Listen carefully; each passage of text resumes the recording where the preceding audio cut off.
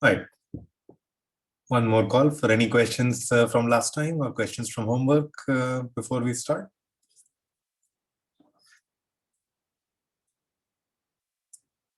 Okay. If not, let me recap what we were talking about last time, and then we'll continue our discussion of codes in the Hamming model. So last time we defined and analyzed one algorithm for Reed-Solomon codes, which are codes defined using polynomials over finite fields. They can correct a certain number of errors in the worst case, and the number of errors is pretty good. It's and then we'll see quantitatively, but we define these codes by just saying we fix a bunch of evaluation points as a which is a subset of some field fq, where we were thinking of q as a prime, and the code can just be thought of as the set of all degree k, the polynomials of degree at most k-1 in one variable, or more formally, it's kind of the evaluations of any such polynomial on all these endpoints. And if n is bigger than k, then this evaluation, if you don't have any errors, then such an evaluation, of course, uniquely specifies a polynomial. So you can go back and forth between just talking of polynomials or just talking about evaluations of all these polynomials. We saw, using the fact that a polynomial of degree k-1 has at most k-1 roots, we saw that the distance of this code is n minus k plus 1.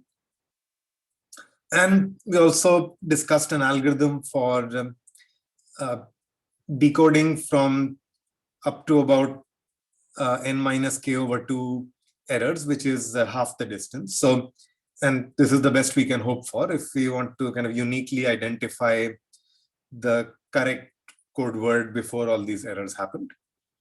And the algorithm was defined using some sort of polynomial system. So in particular, we defined these, or we looked for these polynomials g and e, where the degree of e was upper bounded by t, and the intent was that e is the error locator polynomial. So the intent was e of ai is equal to 0 if and only if there is a mistake in the value of ai. And again, the intent for g was that g is equal to f dot e, or the multiplication of these two polynomials, where f was the true polynomial we were interested in, and e was the error locator polynomial. Of course, we don't have a way of enforcing this, so we just kind of looked for polynomials satisfying these conditions. And we in fact proved last time that indeed, I mean, the system can have potentially more than one solutions, and we can write this down as the system of linear equations in the coefficients of the relevant polynomials. Even if it has multiple solutions, the ratio g over e is always correct. It's always equal to the intended f, as long as the number of errors is not too large. Okay, and yeah, assuming that we can solve a system of linear equations, this gave an algorithm for finding the true polynomial f, or and its evaluations on a1 to an, which is the code word. And we already discussed that for a linear code, it's enough to find the code word. It's easy to kind of go back to the message just by another kind of system of linear equations. Okay, any questions about this before we proceed?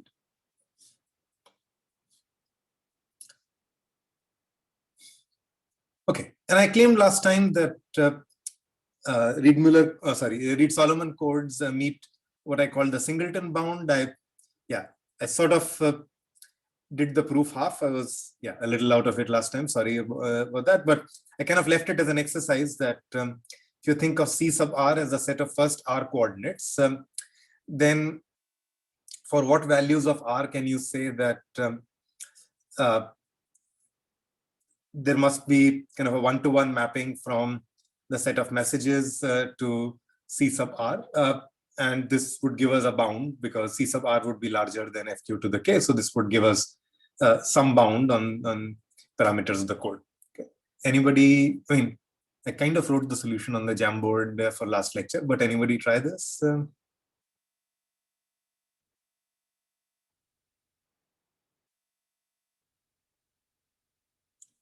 No? Too early in the lecture for questions? Okay. I mean, yeah, so we can take r to be n minus the distance minus 1, and we can take this to be the distance minus 1. The point is that if you have any two messages, W1 and W2, then the code words differ in at least delta of C positions. At most delta C minus 1 of those differences can occur in the last half of this box. So there must be at least one position in the first half where they will differ. So if W1 not equals W2 implies CW1 and CW2 must differ in at least one position.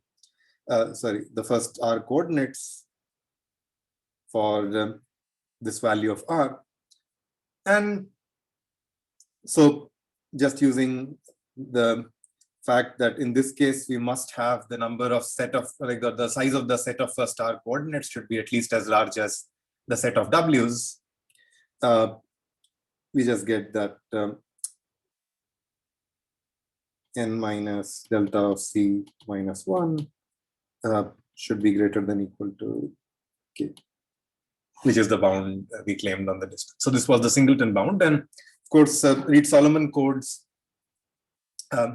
meet this bound, as we saw, based on the degree of the polynomial being at most K minus 1. So I mean, in this sense, they are optimal, except that, of course, the alphabet size Q needs to be larger than N, which was a significant drawback. And today we'll see some ways of addressing that. Before we kind of move to other codes, I wanted to mention one more notion of decoding. So, I mean, first of all, I should say coding theory in general is a huge subject. There are many different codes with many different properties. My goal in sort of this lecture and the previous lecture, and maybe a little part, like some part of the next lecture, will be just to illustrate some notions of decoding or some sort of conceptual ways which we can sort of think about recovering the intended code word based on noisy transmissions. And I just want to introduce these notions, and there are sort of a huge number of algorithms. I'll just kind of give some basic algorithmic ideas which are used in some of them. But yeah, so at least I would like to introduce one more notion of decoding called list decoding. So recall that in unique decoding, we were sort of thinking that there is one correct code word, x1. We transmitted it, there are at most t errors, and we want to sort of from this erroneous message y, we want to recover x1, which was originally sent. And ideally, the code should be such that like a ball of radius t around x1 should not intersect a ball of radius t around any x2, so that we can just uniquely recover x1. And we saw that this can be done for t. So if 2t plus 1 is less than the distance of the code, or less than equal to the distance of the code. And so in particular for Reed-Solomon codes, we could do this for t, which was n minus k over 2. There is a slightly relaxed notion of list decoding, which I guess, for example, if you're trying to kind of type something and there is a mistake, your phone might give you 3 possible suggestions to which it can be corrected.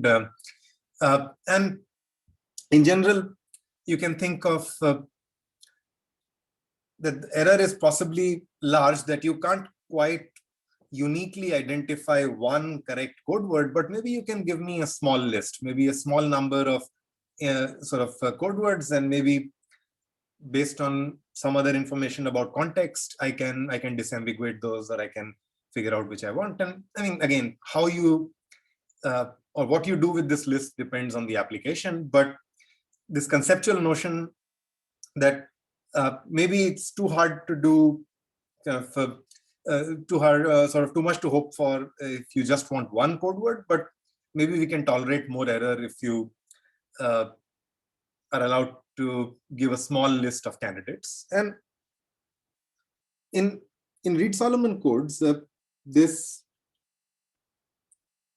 is indeed true. And in fact,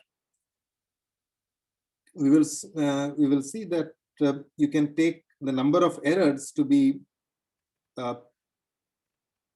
quite large, or sort of much larger than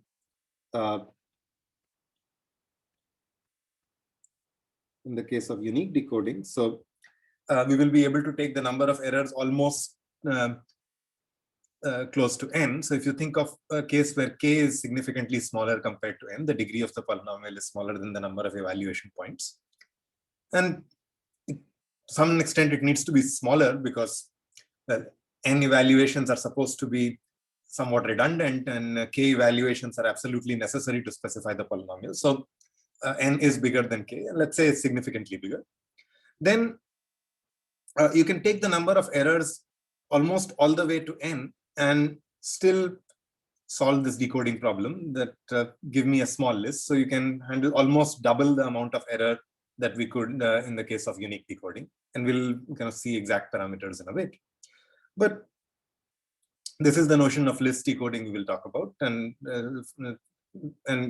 as we'll see, we'll be able to generalize our unique decoding algorithm to this setting where we output a small list of candidates. Any questions about kind of the goal before we actually proceed to the algorithm?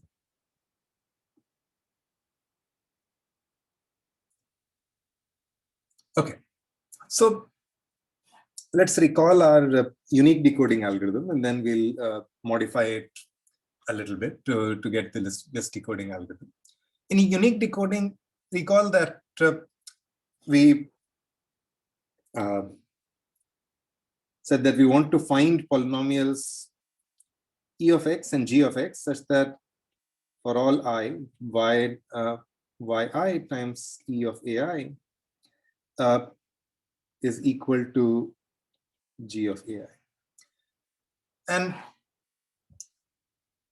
a slightly different way of saying the same thing is that we found a curve or sort of a polynomial in two variables, h of x comma y, which we required should be of the form y times e of x minus g of x, such that whenever we plugged in ai and yi as a point in this polynomial, the value was always 0. And so you can think of it as a curve passing through all these points ai, yi, and we just found a curve where the degree of y was required to be 1, and the degree of x, we had some extra conditions on what the degree in ex is, what the degree in g is, etc., etc. And once we found this curve, we said that you can think of h of xy as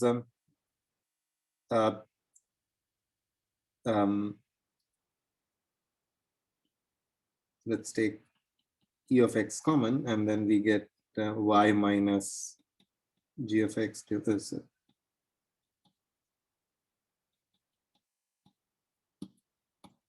And then we proved that this actually has to be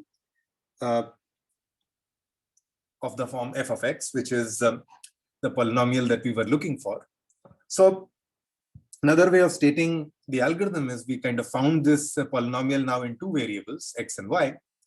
We looked for a factor of the form y minus f of x, and we proved that this f of x has to be the intended f of x. It can't be anything else. So once we find a factor, we find the true polynomial we were looking for, and hence that solves the decoding problem.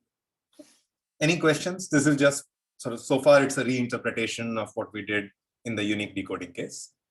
This is an algorithm due to Madhusudan, by the way, but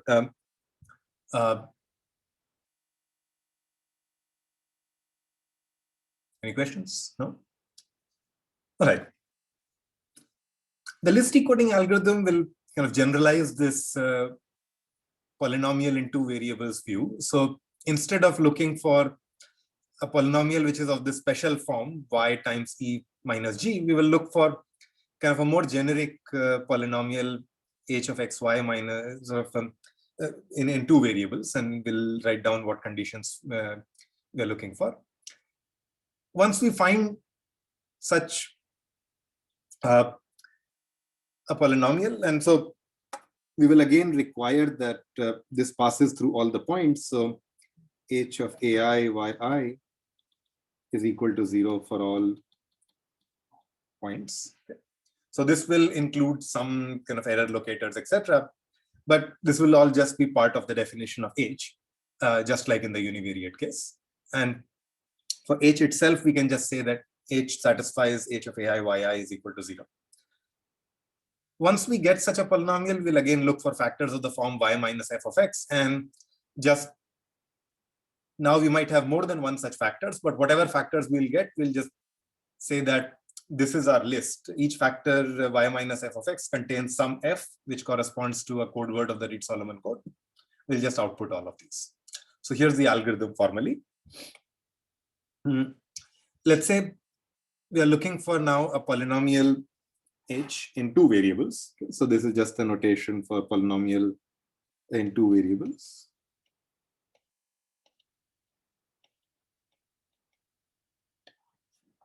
And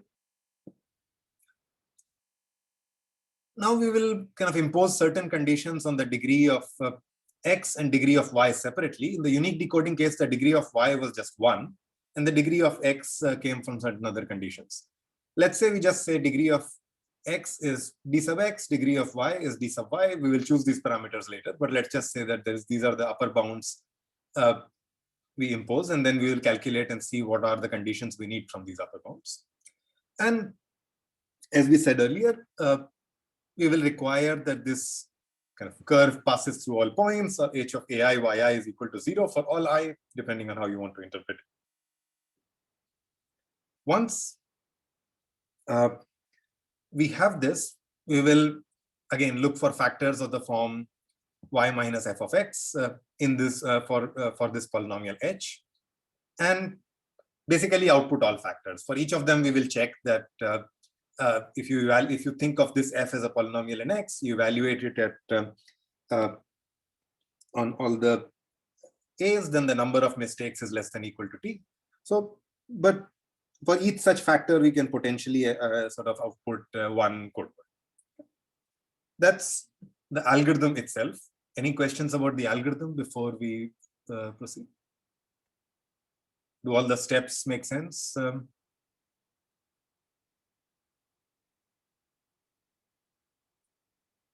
Okay.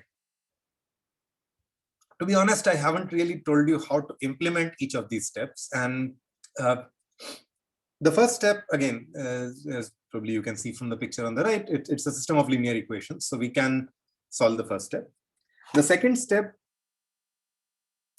it's not so obvious how, given a polynomial in two variables, you can find all factors of this form, y minus f of x. Turns out it can be done, and it kind of becomes root find, or like finding the roots of a polynomial over a somewhat larger field, etc. So this is something that can be done, though I'll not necessarily discuss this. We'll just think of it as looking for factors of a polynomial. I'll add a reference in the notes to an algorithmic treatment of this step. But and the third step is kind of easy, because once we know the polynomial, we can just evaluate it in all the points a sub I, check whether we get a value equal to y sub I, and how many times do we get something else. So this is just counting.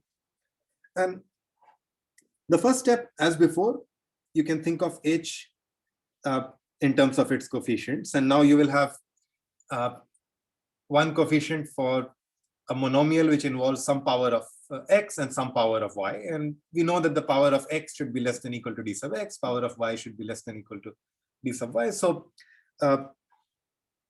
you have d sub x plus 1 times d sub y plus 1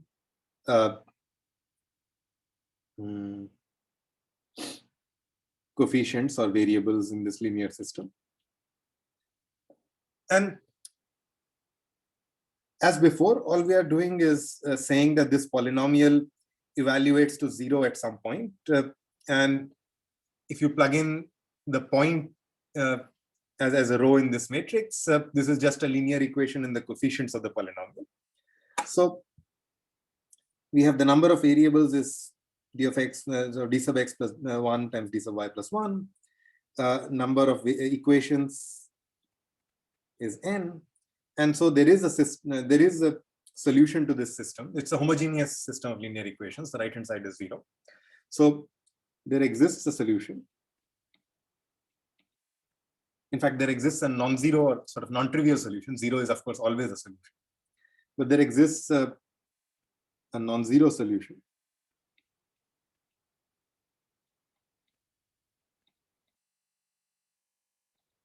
If the number of variables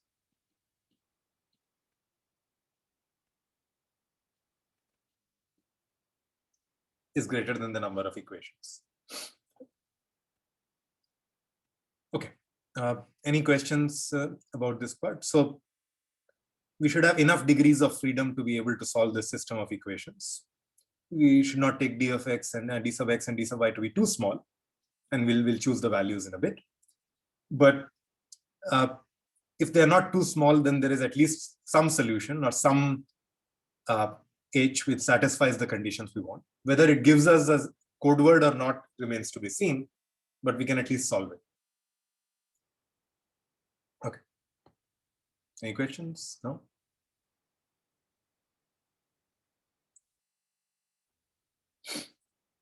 Okay. And the fact to prove about this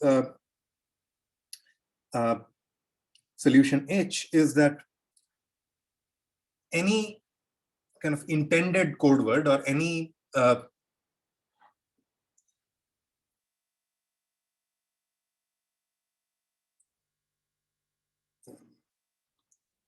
word X, or sort of now let's think of the code words as F.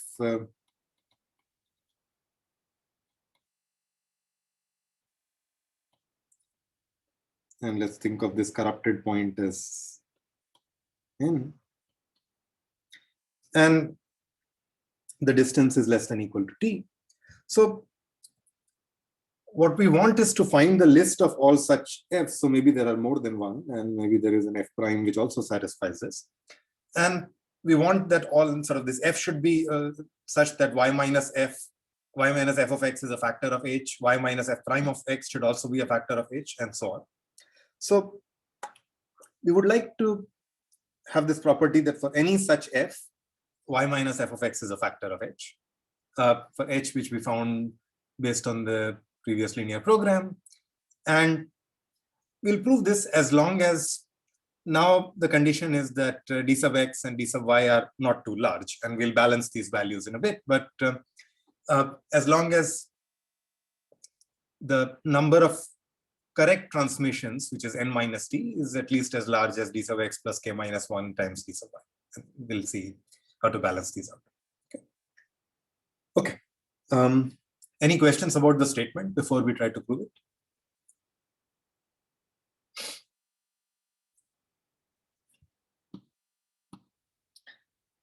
Okay. The proof, again, as with a lot of things in terms of polynomials, it basically reduces to the idea that a polynomial of degree d can have at most, a non-trivial polynomial of degree d can have at most d roots. So let's see why. So let's write down this polynomial h in terms of the powers of y that we have. So we have some term which is y to the dy, possibly, times some polynomial which is just sort of just take out y to the dy as common from whatever terms you can, and just write the remaining sort of factor as g sub x, sorry, g of x.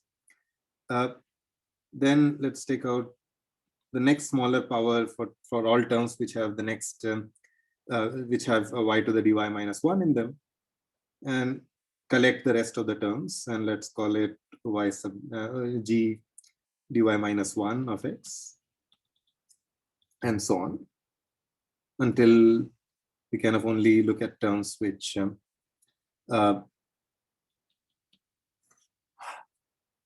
only have x in them.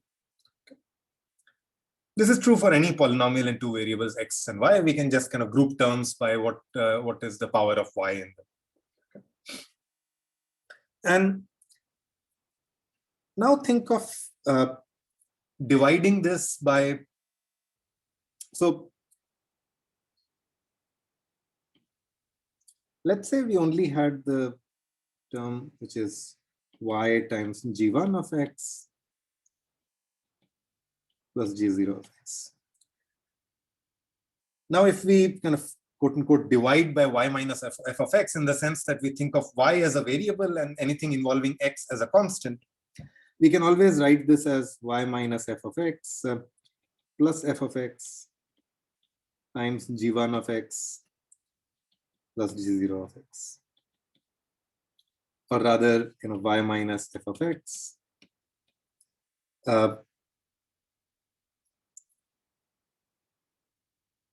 times g1 of x plus some g prime which only involves x and does not involve y.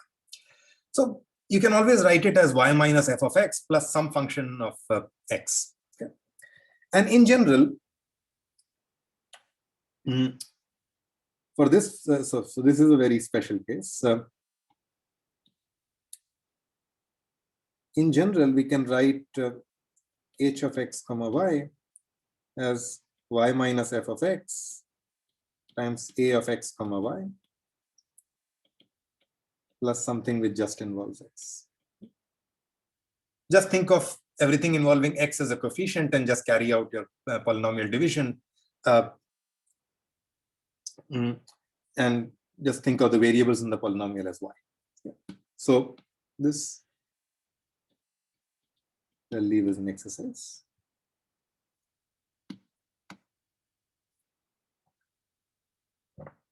Once we have this,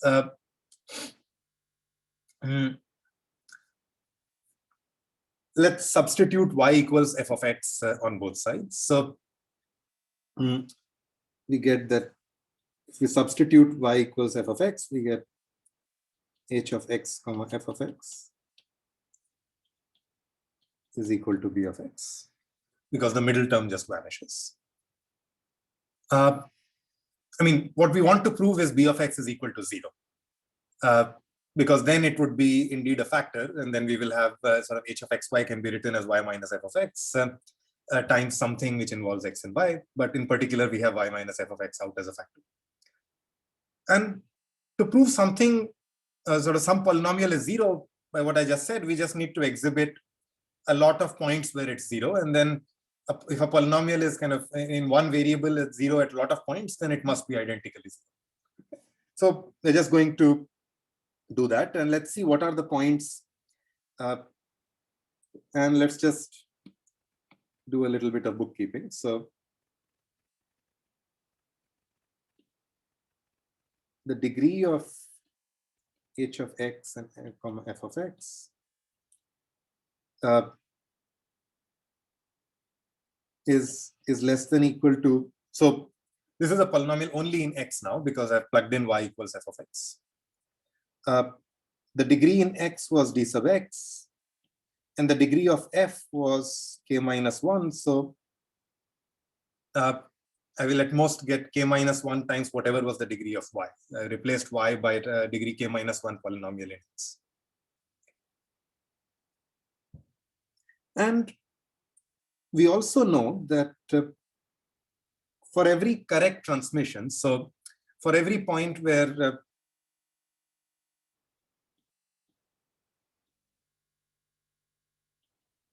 f of ai is equal to yi, and there are n minus d such points, we have that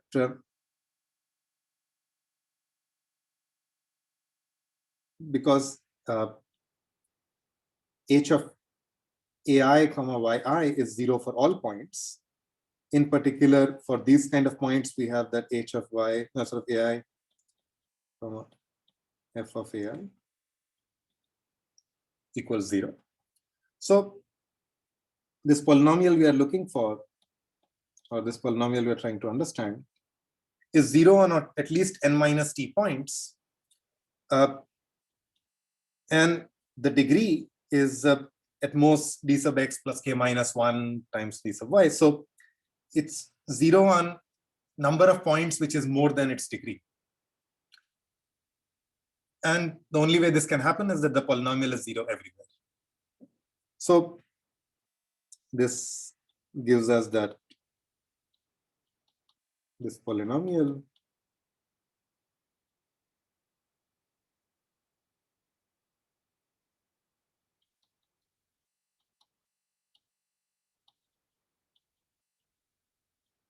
is identically 0 because it's 0 at number of points which is more than its degree. And then we are done, because then the rest of the part has y minus f of x as a factor. So, and f was arbitrary. The only thing we used about f was that the number of errors is at most t. So any such f must be a factor. Any questions about the proof before we proceed?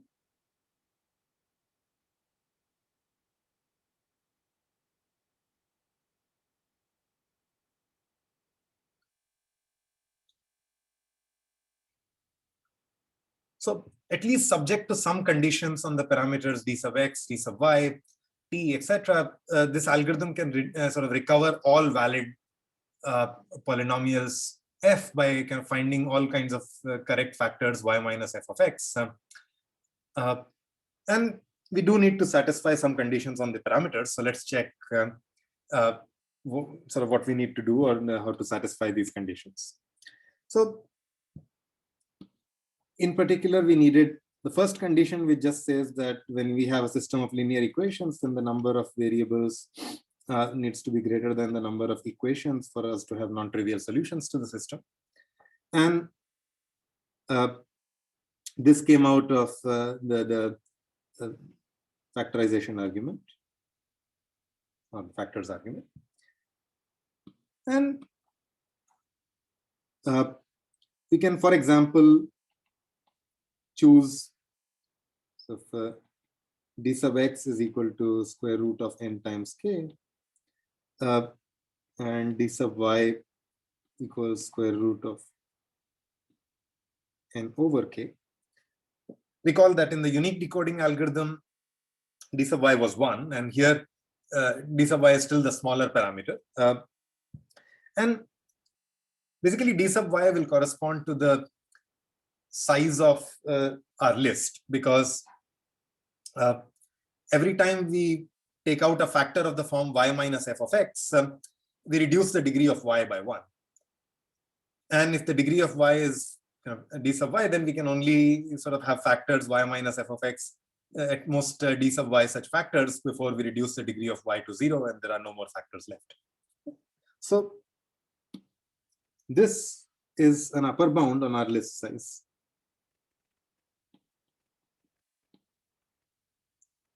And let's check that these satisfy the condition. The first condition is easy. So d sub x plus 1, d sub y plus 1 is greater than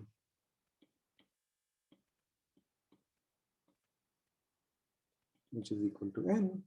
And the second condition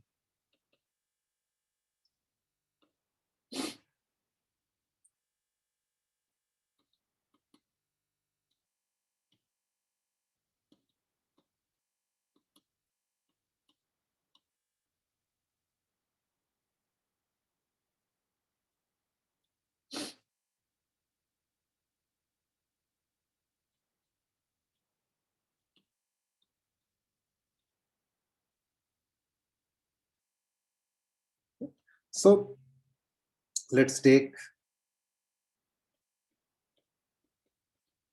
t to be n minus 2 times square root of n times k. And so the number of errors we can handle is n minus 2 times square root n times k for this choice of parameters, for example. And let's say k is epsilon times n, then the distance of the code, which is n minus k plus 1, is n times 1 minus epsilon, roughly. The unique decoding radius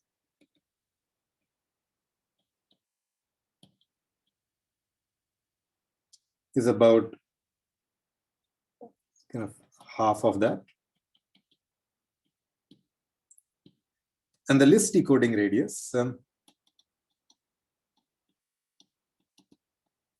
is almost n. So it's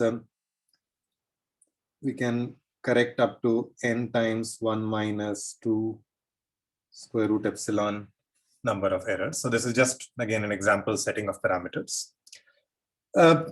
By a slightly more clever argument, you can push this 2 inside the square root and so on. But I mean, this is roughly the kind of ballpark of the numbers you get. And the point to note is that the list decoding radius is almost double that of the unique decoding radius. So we can handle kind of doubly as many errors. And the list size in this case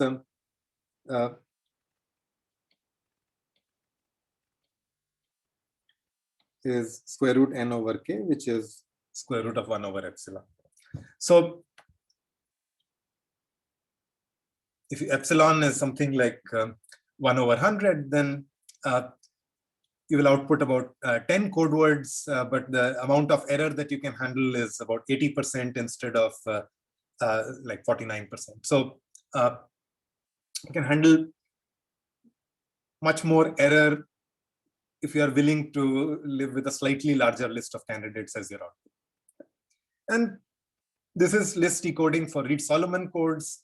There are many other codes which admit this kind of properties, although we don't quite know all kinds of optimal constructions for Reed-Solomon with the right kind, like the best possible list decoding, etc. So there are some open questions around what's the best that can be done for different code families, but we know quite a few examples where we can do list decoding, and we do know of some families where we can do so as well as we can hope for in terms of list decoding. Any questions about this?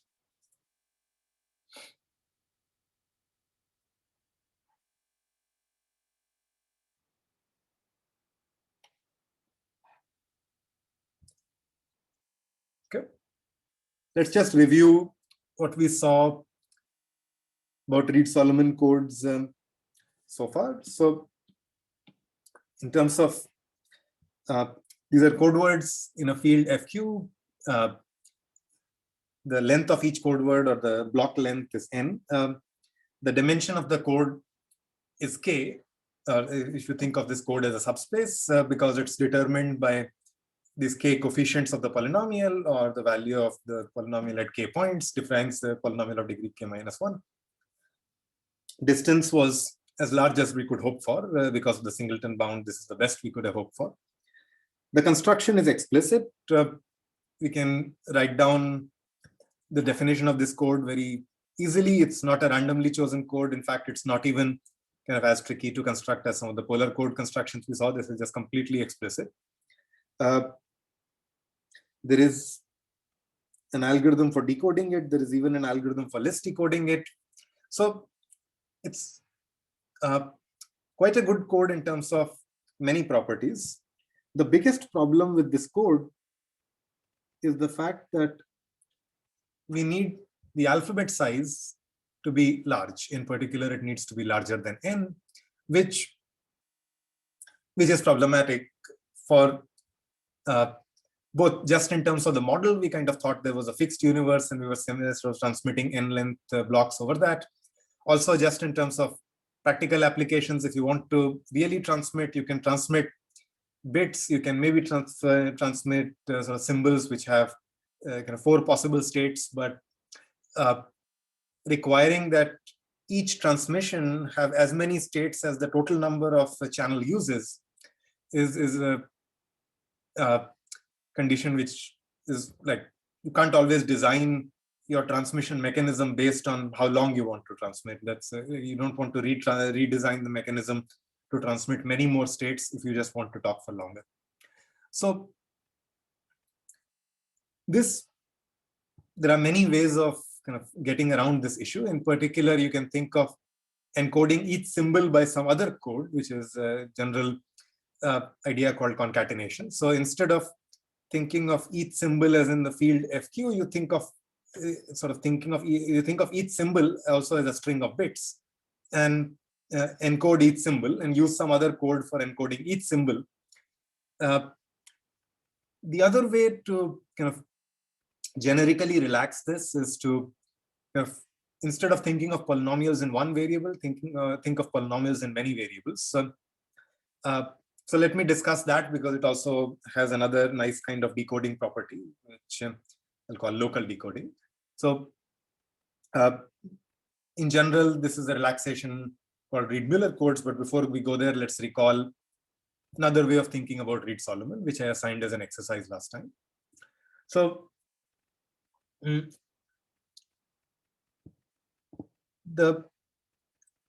code word is just a polynomial of degree at most k minus 1. And we saw, because of Lagrange interpolation, to specify a polynomial of degree at most k minus 1 uniquely, it suffices to specify its value at k distinct points. So if I give you any set of values, so let's say we have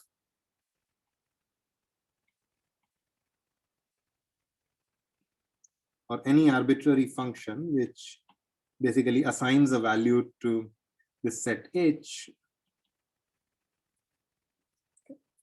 then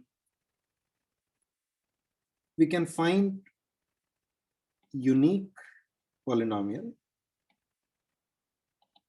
such that for all points in our set H of size k,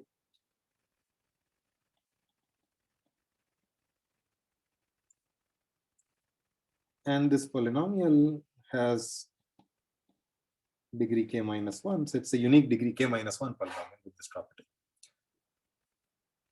And we just kind of think of our code word basically as this polynomial, or we output its value at all n points. So this is just because we think of codes as introducing some redundancies. So the code word is uniquely specified by its value at k points, but we will write down the code word by writing down the value at n points, so that even if a few of them get corrupted, we'll be able to figure out the code word given the remaining values. And we saw algorithms to do that.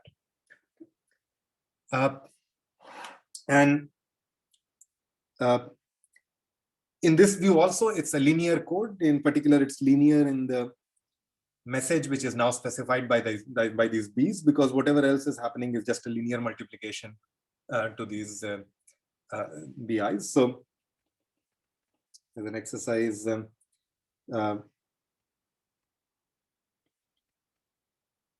find the generator matrix for this encoding.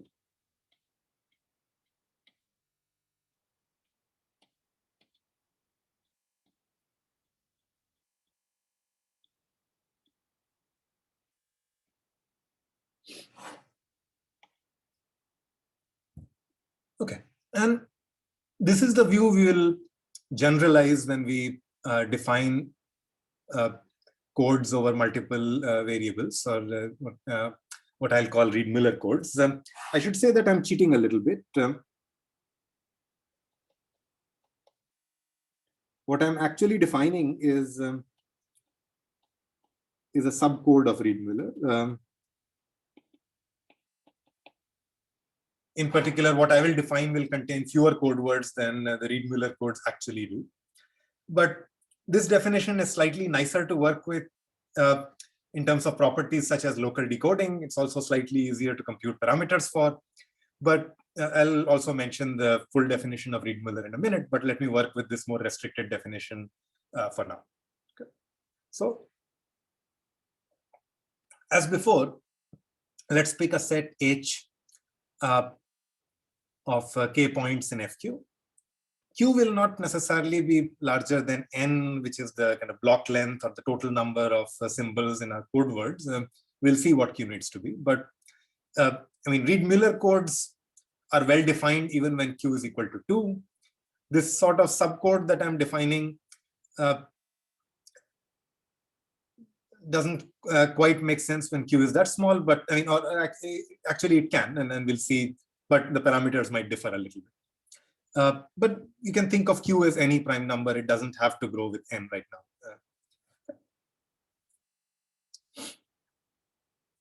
In the previous construction, we thought of any function h which mapped every point in the set h to a distinct value, and then we found a polynomial such that on the set h all the values match up. We'll do the same, but now instead of looking at the set h, we will look at the set h to the m. So the set of m tuples, each point from h. So now suppose we have any function, any arbitrary function.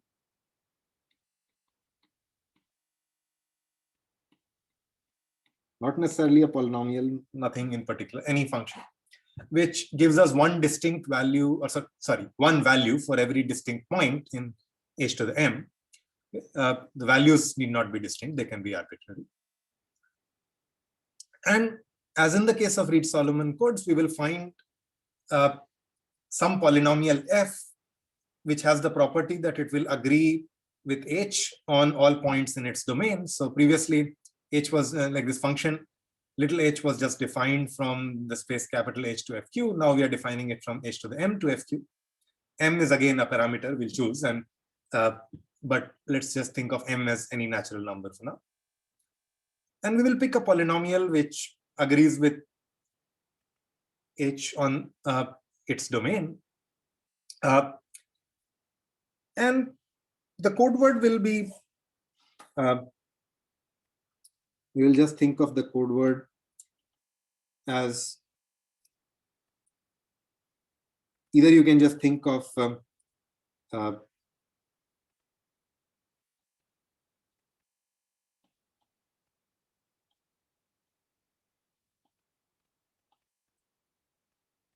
so frankly speaking, it's the evaluation of f on many points, just like in Reed-Muller code. So let me write it down. So we are going to evaluate it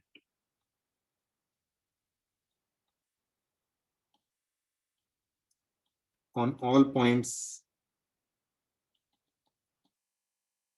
in FQ to the m. So we are going to pick Z1 to Zm in FQ and evaluate a polynomial on all of these. So this might be a much larger set than h to the m, or each FQ might be a much larger set than h itself. So that's why we have some redundancy. We are just going to write down the evaluations on all points. Notice that in Reed-Solomon code, we had this additional evaluation set S. Here we are basically making the choice that the evaluation set S is the whole field. Okay? We're not introducing one more parameter, which is the evaluation set S. We're just evaluating over the entire field on FQ to the M.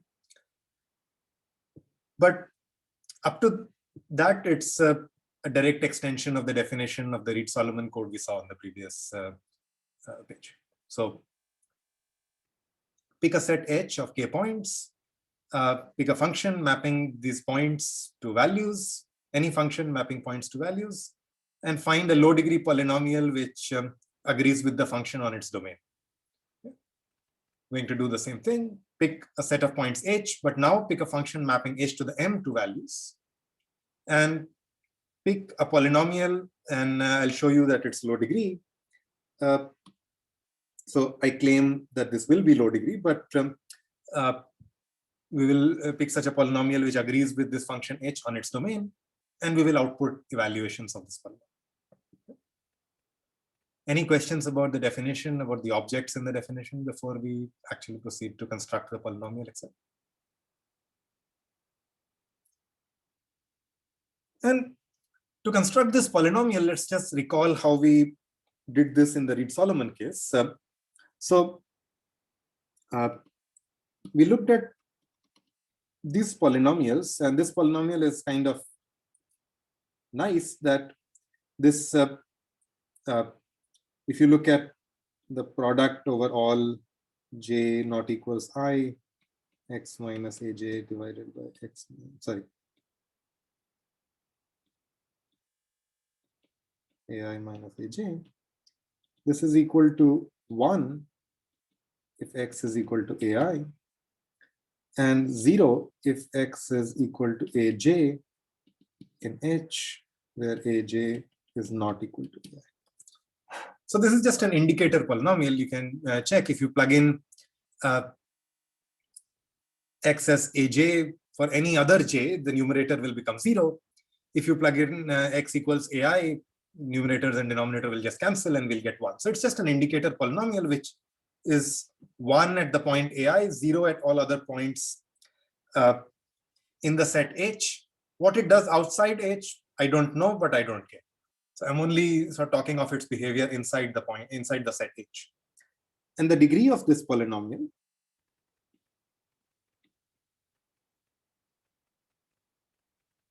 is k minus 1, because the size of H is k, and I'm multiplying k minus 1 terms of degree 1 for every aj not equals a. And we'll do pretty much the same thing in the Reed-Muller case. So now, for every ai in H, let's just look at this polynomial.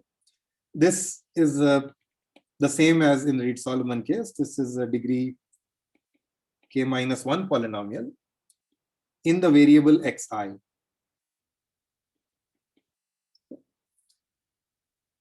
And this is 1 if xi is equal to ai, and 0 if xi is some aj in H, which is not equal to ai. Just the inner bracket. And we are multiplying m such polynomials, each with a fresh variable. The first polynomial is with the variable x1, the second polynomial is the variable.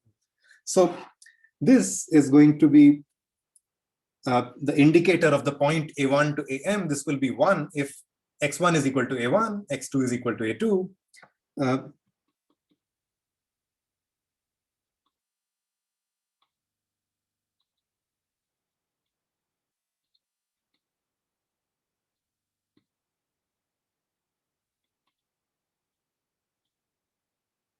Inside the set H.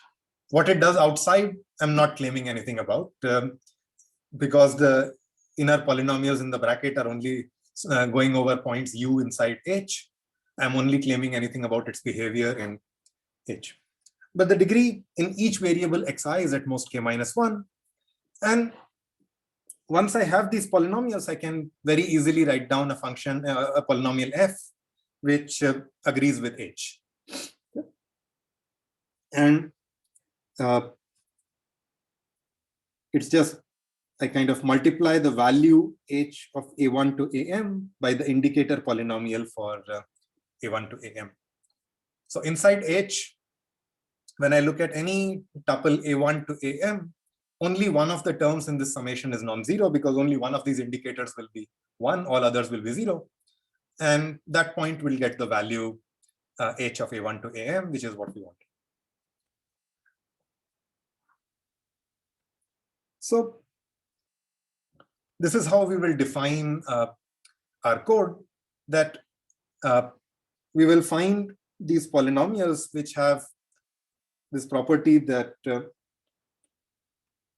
in each variable, the degree of this polynomial f is at most k minus 1, and f of a1 to am is equal to h of a1 to am for all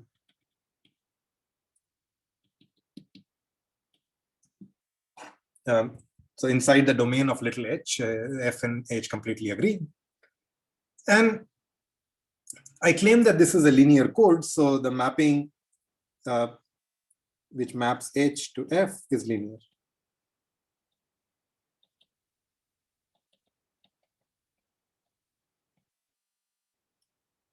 Again, this is a generalization of what we saw for Reed-Solomon, but it's a good idea to at least check this. Any questions about the definition of the code or the encoding?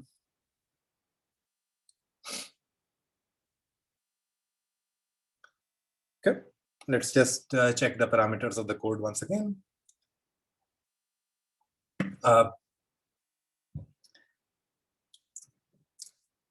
We kind of, our data or our input was a function h, any arbitrary function h, little h, for a fixed set capital H. Capital H was sort of fixed ahead of time.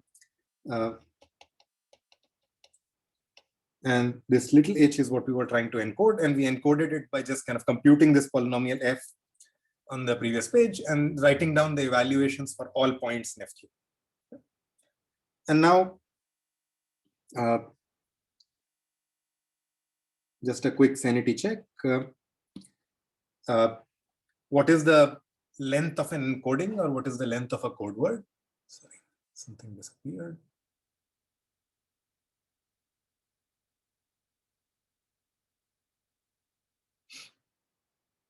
Okay, so each code word is a list of numbers in FQ because it's the evaluation of something. F evaluates inside FQ. So it's a list. How long is this list? How many symbols are there in each code word? Also called the block length.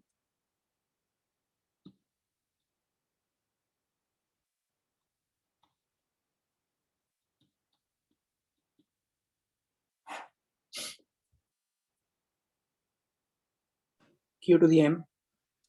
Yeah, Q to the M. So it's just the evaluation table of this function f or polynomial f on all input points. There are m variables, each of them takes q possible values. So the number of input points is q to the m. What is the dimension of the subspace corresponding to this code, or what is the number of degrees of freedom in choosing this code, choosing a code word?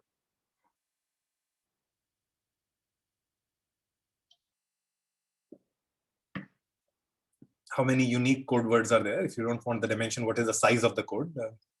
What is the number of code words?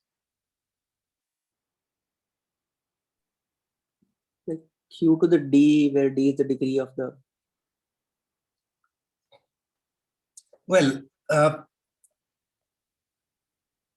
the degree of each variable is k minus 1. We haven't said anything about a global degree yet. But the degree of each variable in our code is k minus 1.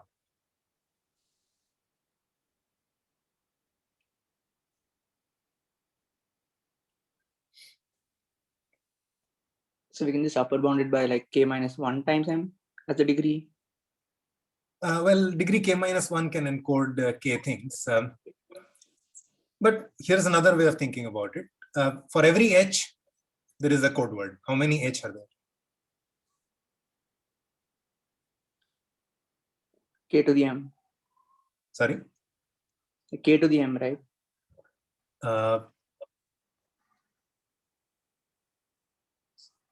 Why is it? Okay, let's see. So let's count the number of h. Okay. H is a function from capital H to the m to fq. Oh, it is Q.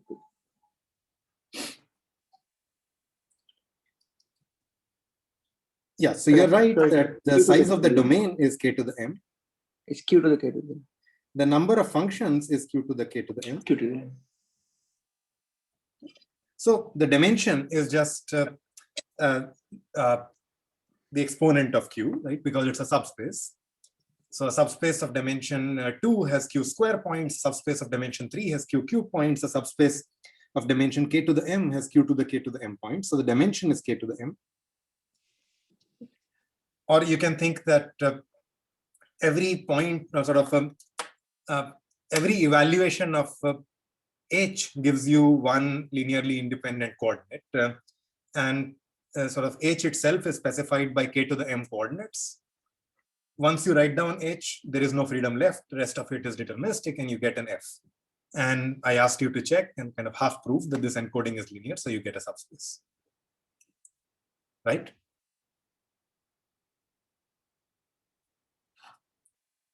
Okay. So as I defined it, the rate is equal to k over q to the m, or k to the m over q to the m, if you like.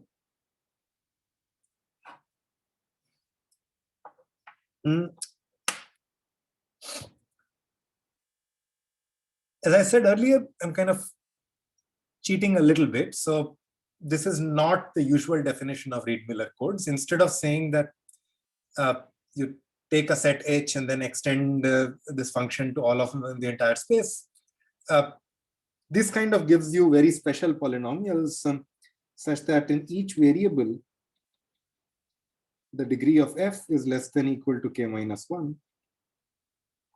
Usually you just look at all polynomials where the total degree of all variables. So a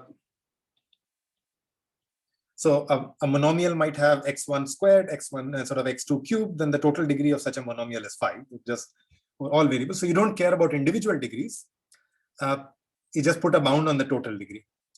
And then it's a slightly more involved counting. What is the number of monomials of total degree d? So it's basically the number of ways in which m numbers can add up to d if each number is kind of greater than or equal to 0. And you can do that combinatorial counting. So that is the dimension of the code. Here the dimension is just k to the m, because we said that for each xi, we will just have a number between 0 and k minus 1 as the degree. And the total degree is whatever it will be. But if you so instead, if you think of the total degree as k minus 1 times m rather than individual degree being k minus 1, then you get a slightly larger code. But as we'll see, that this version, that the one we defined with this h, has some nicer properties in terms of local decoding, etc. So I kind of like this view of the code a little more. Although, yeah, you can go back and forth, and then we'll see how to think about distance or other parameters. I want to stress that you can think of m going to infinity, q going to infinity, or sort of in the Reed-Solomon case,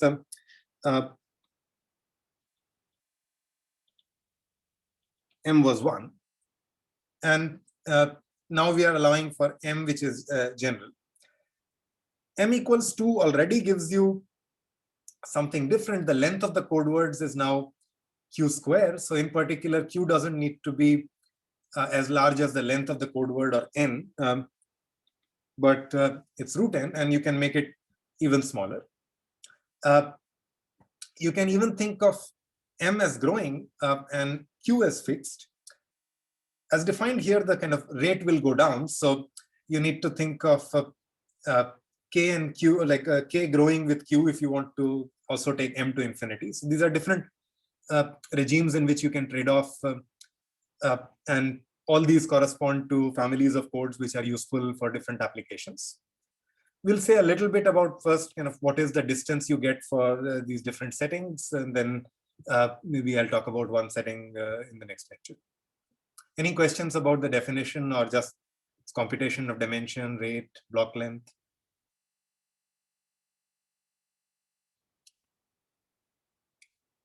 Okay. Now, for the distance of the code, recall that it's a linear code. For linear code, all that we care about is what is the number of non-zero entries in any code word. The minimum number of non-zero entries in a code word, which itself is non-zero, so it's not zero everywhere, is equal to the distance of the code. And so the minimum weight of a non-zero code word is equal to the distance of the code. So what we care about is, we are given such a polynomial f, one of like the one we computed on the previous page, or what is the number of points at which such a polynomial is non-zero. Okay. And again, when m is equal to 1, we know the answer that a polynomial can be 0 of degree d, can be 0 at most d points. So it must be 0 at all the other points. In particular, if we are evaluating it over the entire field fq, then it must be non-zero at q minus d points. And what we will prove here is a generalization of that fact, and it will actually be by induction. This is a generic lemma called the polynomial identity lemma or polynomial distance lemma. Let me state the most general form of it, although we'll need a weaker version. The general lemma even gives us bounds when we have a bound on the total degree. So let's say a polynomial m variables, total degree is d, which can be written as some multiple of q minus 1 plus something else. So you just kind of think of d as being equal to c2 modulo q minus 1. So c2 is smaller. So just divide by q minus 1, write down the remainder. And if d is of this form, then you can prove that instead of saying the number of points at which it's non-zero, just say that the probability that you uniformly sample a point in fq to the m and then the value is non-zero is at least something. So this gives us the number of points at which it is non-zero.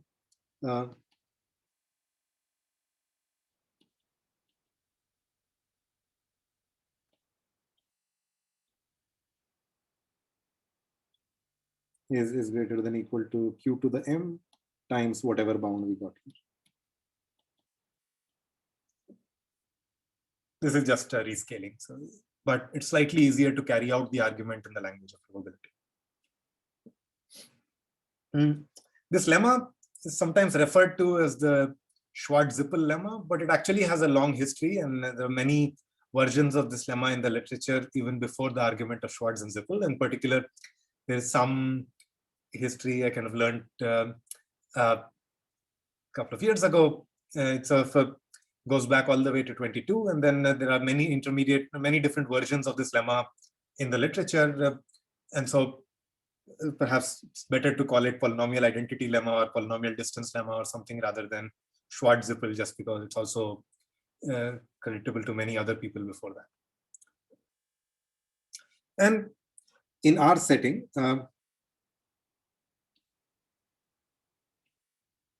the degree of each variable is less than or equal to k minus 1. So the total degree is at most k minus 1 times the number of variables. And so you can apply this lemma with d equals k minus 1 times m and get a bound on the distance. But we can also prove this, just that special case more directly. I just wanted to state the general version and also so for total degree, because the actual definition of Reed-Muller codes is with the total degree. I just considered this subcode because it's easier for us to use for other applications. Okay, I get a question that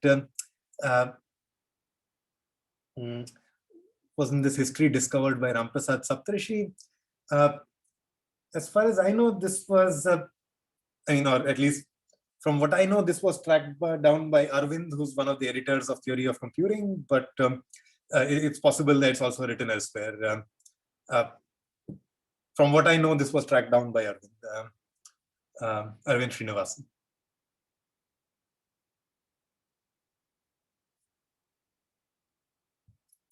Okay.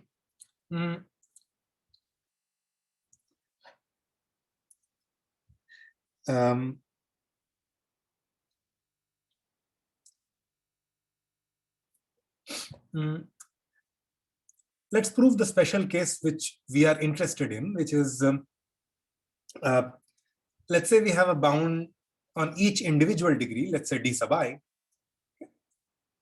and then we just want to compute what is the probability that the polynomial is non-zero. And again, probability or number of points is the same thing, we're just scaling things.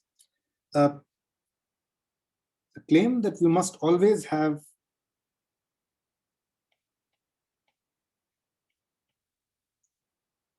di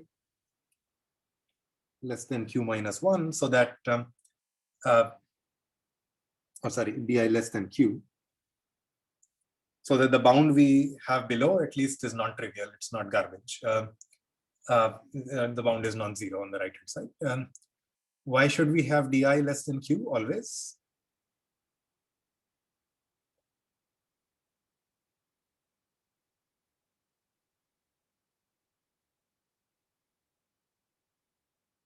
Like anything to the q is just that Fermat's itself. little theorem, x to the q is x.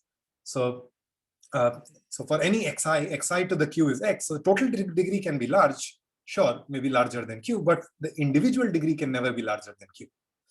You raise a single variable to the q and it becomes x. Okay. And the proof is sort of what we were doing in the, or at least the starting step is the same as we were doing in the Reed-Solomon case, that you kind of write down this polynomial in m variables in terms of the powers of the mth variable, and then just collect everything else in terms of the other m-1 variables. Okay, so look at all terms which have xm to the d sub m, collect all those terms and sort of factor out x to the xm to the d sub m, and so on for all of the others. Okay, and now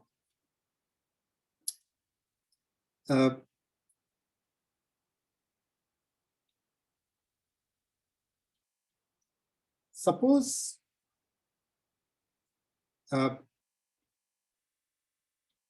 x1 to the xm minus 1 are such that the largest coefficient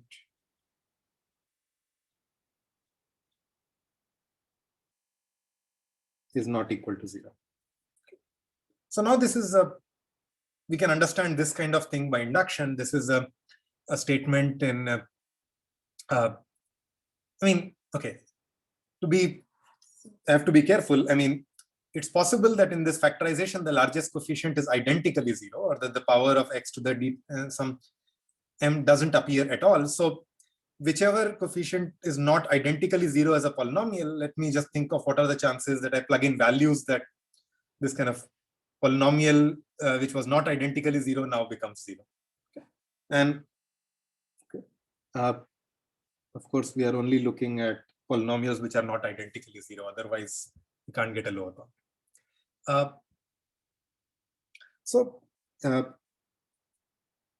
Suppose I plug in x1 to xm minus 1 in a way that the kind of largest coefficient is not equal to 0.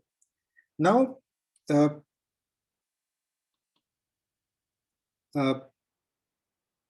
how many ways are there of plugging in xm such that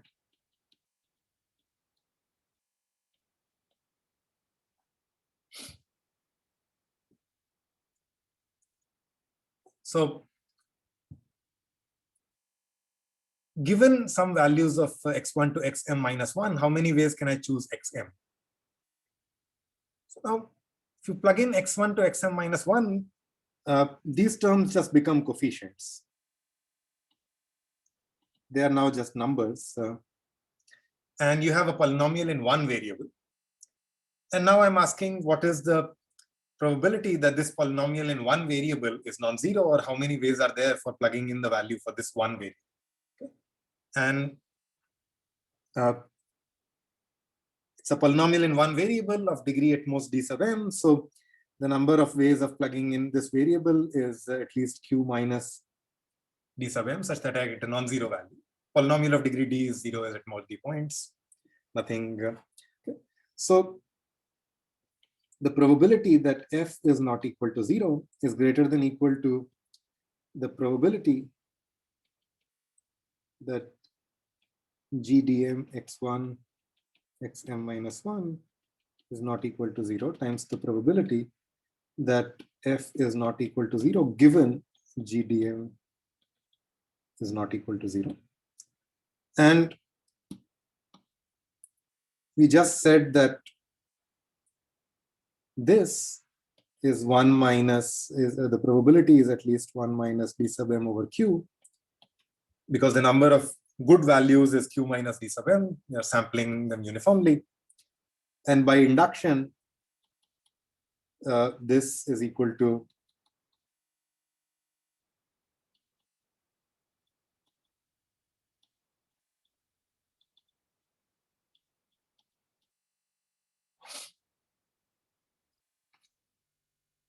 So that gives us a lower bound on the probability that the polynomial is not equal to 0, or rather the distance of our code, because we actually do have bounds on individual degrees.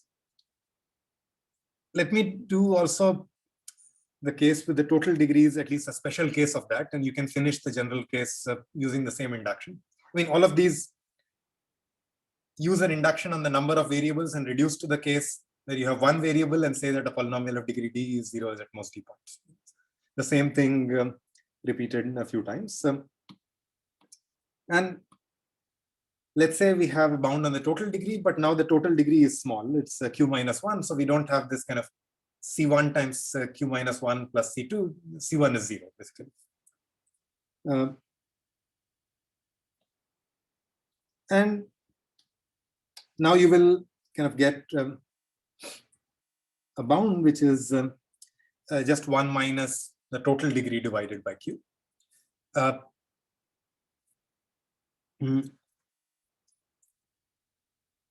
Again, we'll do the same sort of induction. So you can say that the probability that f is equal to, or I guess maybe look at f is not equal to 0. Maybe f is equal to 0. Equals probability that f is equal to 0 given that g sub m is not equal to 0 times the probability that so g sub dn, probability that g sub dn is not equal to 0, plus the probability that g sub dn is equal to 0 times the probability that f is equal to 0 given g. Okay. And this is just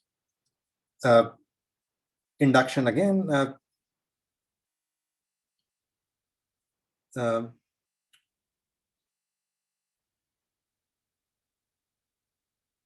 The probability that f is equal to 0 given this is just d sub m over q, because now once you plug in the m minus 1 variables, this is a polynomial in one variable, can be 0 at most d points if it's a degree d. This is at most 1. Similarly, this is at most 1, and this is at most d minus d sub m divided by q, because the total degree was d. We took out x to the d sub m common, and so the remaining degree is d minus d sub m. Remaining total degree is d minus d sub m. So this is by induction. Again, in general, you'll do this for the term which has the sort of the highest term which has the coefficient which is not identically 0. I just kind of worked with d sub m. But if d sub m is identically 0, you just go down to the next one. So I mean, the general case has a similar induction, and I'll leave that as an exercise. Just you might need to consider two cases when d sub m is kind of bigger than c2 or smaller. But that's a way to understand the distance of Reed-Muller codes. And for different values of q and m, you can instantiate these codes to get different trade-offs between rates, distances, etc. Because these are also defined using polynomials, at least in the case of large q, they inherit a lot of the properties of Reed-Solomon codes. When q is extremely small, they look different, and then maybe the decoding algorithms require somewhat different ideas. I'll talk of one phenomenon called local decoding, which happens in the kind of case of moderately large q. I'll talk about that in the next lecture. And that will conclude our discussion on coding theory. After that, we'll kind of discuss some sort of miscellaneous applications to TCS, but the rest of the part will not be on the exam. But hopefully people will still attend the lecture. We'll see. So, okay, stop here. Any questions?